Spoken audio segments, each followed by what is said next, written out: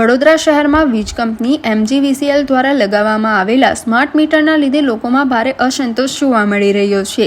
ત્યારે વાઘોડિયા રોડ વિસ્તારમાં રહીશોએ કંપની સામે ખુલ્લેઆમ વિરોધ કરતા જણાવ્યું હતું કે છેલ્લા 5 મહિના સુધી કોઈ વીજ બિલ મળ્યું ન હતું અને હવે ભારે રકમ સાથે એકાથી બિલ આપ્યું છે। ભારે રકમના બિલથી લોકોને આર્થિક મુશ્કેલીનો સામનો કરવો પડી રહ્યો છે।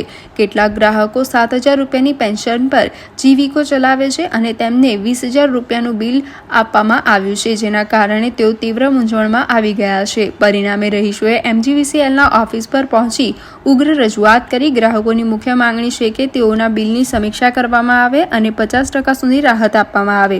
સાથે સાથે લોકોએ ફરિયાદ રીતે સ્માર્ટ મીટર બદલવાના નિર્ણયનો પણ વિરોધ કર્યો છે। લોકોનું કહેવું છે કે તેમને કોઈ પહેલેથી જાણ કરવામાં નહીં આવી અને પૂરતા સમજાવ્યા વિના જૂના મીટર કાઢી સ્માર્ટ મીટર લગાવ્યા છે। હું ત્યાંનો પ્રમુખ જ છું।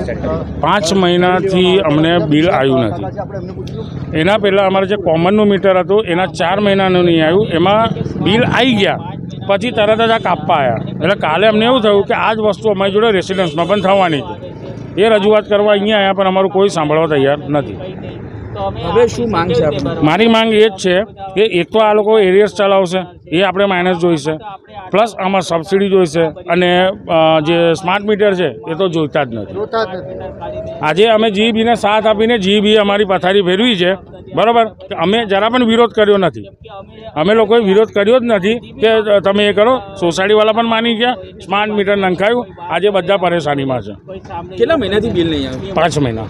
તો હવે શું? કારણ કે જે પ્રકારે બિલ છે, અગર કોઈનો 20,000 પગાર હશે ને આ લોકો 15,000 બિલ આપ્યું 5 મહિને કે 6 મહિને, તો એ માણસ ભરશે કેવી રીતે? EMI કેવી રીતે ભરશે?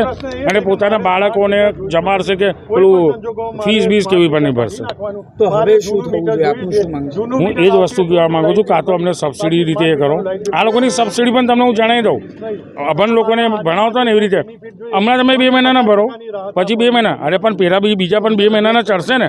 એટલે આ જે અભણ લોકો, એક તો આમનું ઇન્ટરવ્યૂ કોણ લે છે પહેલી વસ્તુ તો મને ખબર નથી, નોકરી લેતી વખતે કાં તો મેરિટ પર આવતા હશે તો પતી ગયું, દેશનું તો પહેલેથી ખરાબી છે।